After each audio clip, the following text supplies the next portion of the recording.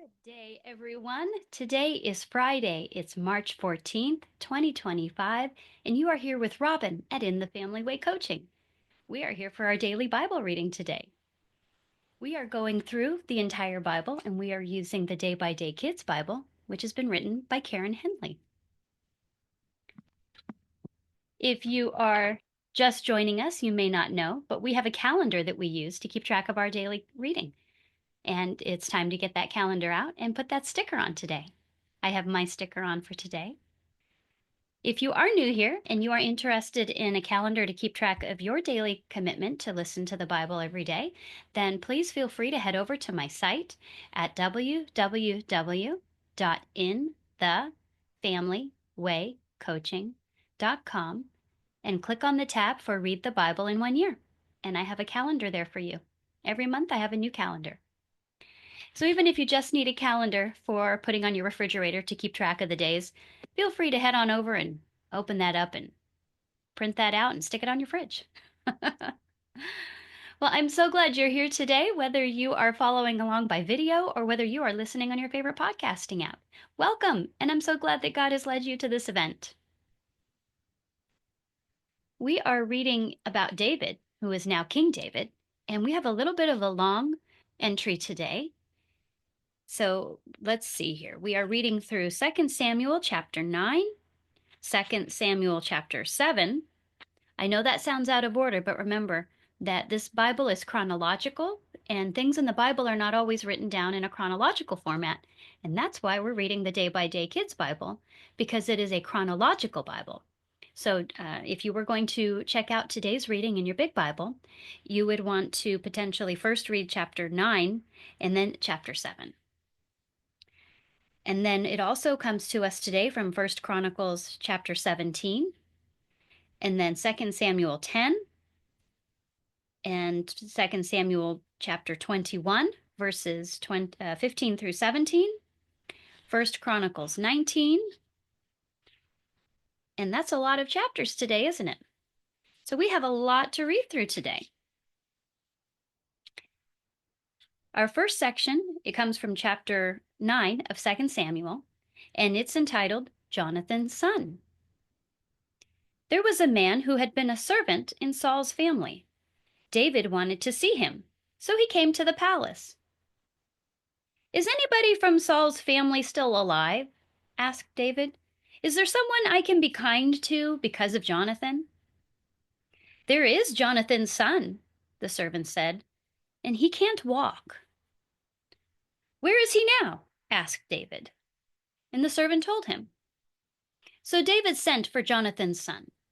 His name was Mephibosheth. He came to see David, and he bowed down. "Don't be scared," said David. "I'm going to be kind to you." Mephibosheth bowed down and said, "I'm just like a dead dog. Why should you think about me?" "Your father, Jonathan, was my best friend. I will give you all the land that Saul, your grandfather, owned. I will always let you eat at my table." David called Saul's servant. "I have given Mephibosheth all the land that Saul owned," he said. "You and your family will take care of that land. Gather the crops that grow. That way, Mephibosheth can have enough to live on. He will eat at my table." So Mephibosheth ate at David's table, and he was like a part of David's family. Mephibosheth had a little boy. Saul's servant and his family helped them. Our next section is entitled A Palace and a Tent, and it comes from 2 Samuel 7 and 1 Chronicles 17. David was sitting in his palace. Nathan the prophet was there. David said, "Look at this. I am living in a palace, but God's ark box is out there in a tent." "Do whatever you're thinking," said Nathan. "God is with you." That night, God spoke to Nathan. God said to tell David, "Don't build a house for me to live in." One of your children will be king after you. He will build a worship house for me. I will never stop loving him. Your family and your kingdom will last forever." Nathan told David everything God had said. Then King David prayed to God. "You have shown me these things," said David, "so I've been brave enough to pray to you. Lord, you are God. There is no one like you. I can trust your words. You've promised good things to me. Now bring good things to my family, and then we'll be able to serve you forever. You have spoken. There will be good things for me forever." Our final section today is entitled A Rude King, and it comes to us from 2 Samuel chapter 10 and chapter 21, verses 15 through 17, and 1 Chronicles 19. An enemy army came to fight God's people again. So David went out to fight with his men, but he got very tired. Now one of the enemy's men said he'd kill David, and this man had a new sword. The sharp end of his spear weighed over 7 pounds. But another man saved David, and he killed the man with the big spear. Then David's men made a promise to him. "You will never go to fight with us again. You might get killed." Time passed, and the king of Ammon died. His son became king. David thought, "I'll be kind to him. His father was always kind to me." So David sent a group of men to see the new king. And they told him David was sorry that his father had died. But the leaders of Ammon talked to their king. "Is David being kind by sending these men? They're here to check out our land. Soon King David will try to take our land for himself." So the king took David's men. He shaved off half of their beards. He cut their clothes in half, across the middle. Then he sent them home. Now somebody told David what had happened, so David sent a message to the men. He told them, "Stay at Jericho until your beards grow back, and then come home." The leaders of Ammon began to see what they had done. They had been rude to King David. So their king paid for chariots to come from other lands. And chariot drivers came too. Another enemy king came with his army, and they all got ready to fight David's army. David heard about this army, so he sent Joab and his men out to fight against it.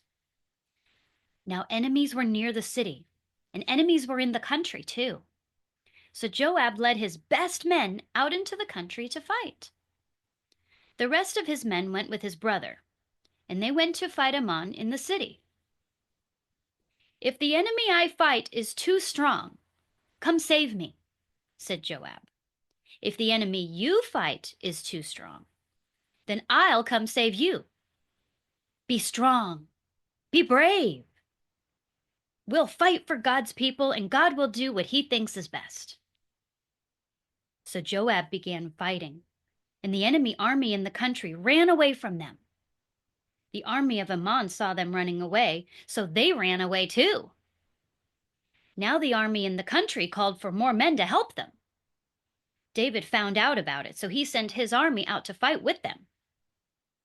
But the army ran away again. Then the people from that land made peace with David, and they didn't help the army of Ammon anymore. And that is the end of our reading today. So we saw a lot happen today. I'm going to work a little bit backwards and talk about the fighting that we saw first. And we will see that David had a nature of peace. When the king died in the other country, he tried to be peaceful and say, "I'm sorry that your father died." And the leaders in that country spoke poorly of David, claiming that his motives were to be bad, that he was going to try to take over their land. So when we read that he cut half of their beards off and cut their clothes in half, this was a symbol of disgrace. And this is why David instructed the men to stay in Jericho until their beards came back, because they were essentially embarrassed to come back with their beards half cut off. A beard, you may have noticed even in today's society that a man growing a beard has become a very significant thing, and it always kind of has been. It's something that doesn't happen right away. You have to be old enough for your beard to grow. And so they take a lot of care, and it shows maturity, and it has other symbolism to it as well. But it was very disgraceful for the men to have had their beards cut off and then half of their clothes cut. And so that's why they did it. It's because they knew it would be disgraceful to the men. And so David was giving them compassion by saying, don't come back. You don't have to show yourselves. Wait until your beards grow back. And we're going to see and talk about compassion in the first and second parts of our story today as well. And that will be our daily application today, is compassion. We saw again at the end today that David made peace with the people from the land that had helped Ammon in their fighting, and that they never again fought against David.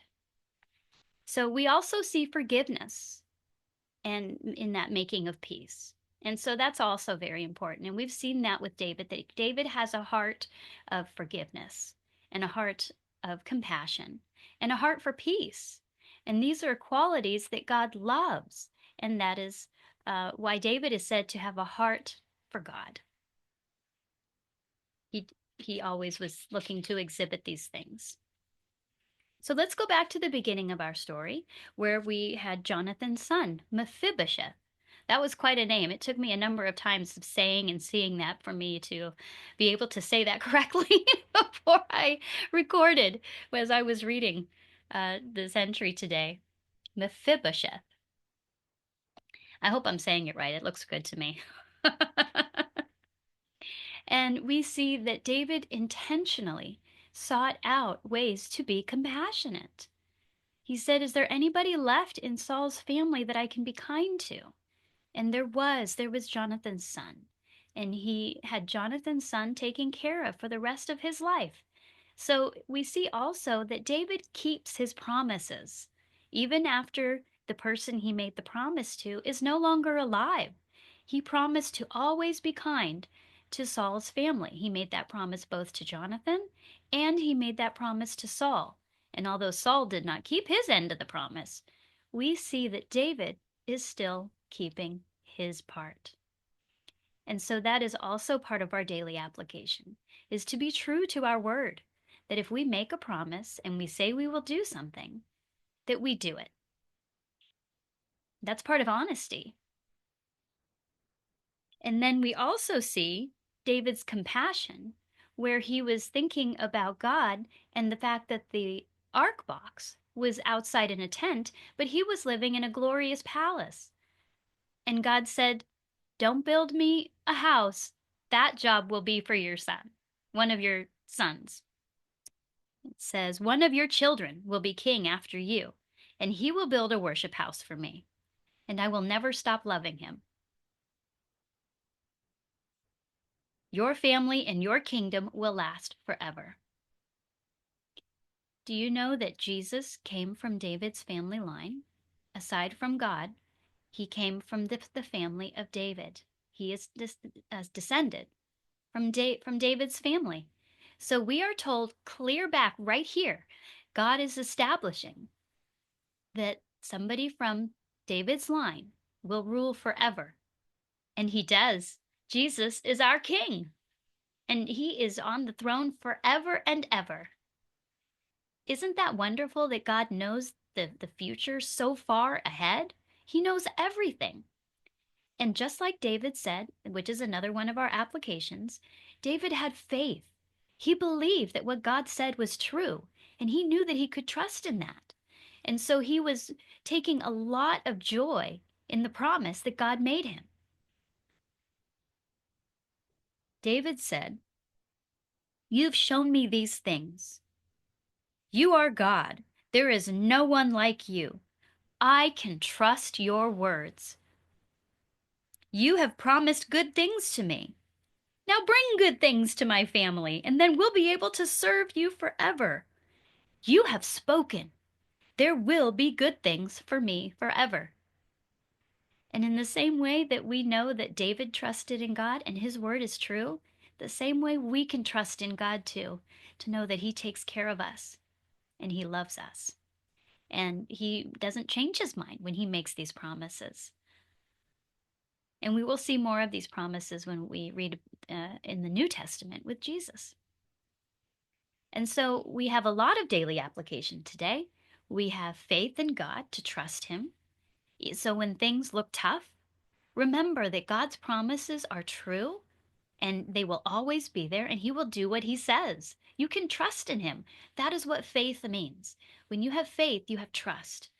And that is what makes God happy, is for us to trust in him. And so we've talked in the past, if you are new here, then you may have not heard, that as we go through difficult times, God is using every single thing in our life to help our faith get stronger and stronger. So he takes us through difficult times to give us opportunities to trust in him. And as we learn to trust in him, we are supposed to look back and remember those things that God has done for us, and then bring those into the current situation and say, "Ah, just as God was there for me when something else happened, he will be with me now, and I don't need to worry." And Jesus tells us that who can add a day to his life by worrying? God knows the things we need, Jesus tells us, and we just need to follow him, and then everything else God will take care of. Seek first the kingdom of heaven, and the rest of everything will be given to you. And that is a pretty steep promise if you think about it. That's all you have to worry about is God, and then God takes care of the rest. And Jesus tells us that if you have burdens, cast them on him, because his yoke is light and his burdens are easy. We just need to trust in him, and he takes care of what we need. That doesn't mean we get to sit back and watch TV all day, but it means that when we go through things, we can have faith to know that God will take care of everything. Everything will work out the way it should. Even though it looks bad, God works good into absolutely everything. So if you've been hanging around a while, you've heard this message before. But if you are new, you may not have heard us in that daily application. That God uses absolutely everything for good. He teaches us to have faith in him, and he has things in mind for us. And we just have to trust that what he is taking us through is for the best. Well, that is our reading for today. I hope you are encouraged and that your faith has grown in God, and that you are encouraged to have faith in God today with whatever your challenges that you may come across. And I hope that we have occasion to show compassion. Notice how David showed compassion today for Jonathan's son. And if we have opportunity to show compassion today, let's remember to be like David and to show compassion for others. If we have occasion to make a promise to someone, let's remember that David kept that promise the same way that God keeps his promises. And let's keep our promises to people as well. And if you feel that these things have helped light your light today, then please click the like button at the end of your video or podcast, and maybe click that follow or subscribe button so that we can light up this event and bring attention to it so that other people will be able to take notice of it. When we do that, it helps those algorithms to bring it around to more people who may be interested in this event. And together we can help spread the word about reading God's word so that other people can be just as encouraged as you felt today. Thank you so much for joining me, and I hope everybody has a great rest of your Friday. I will be here again for everybody tomorrow.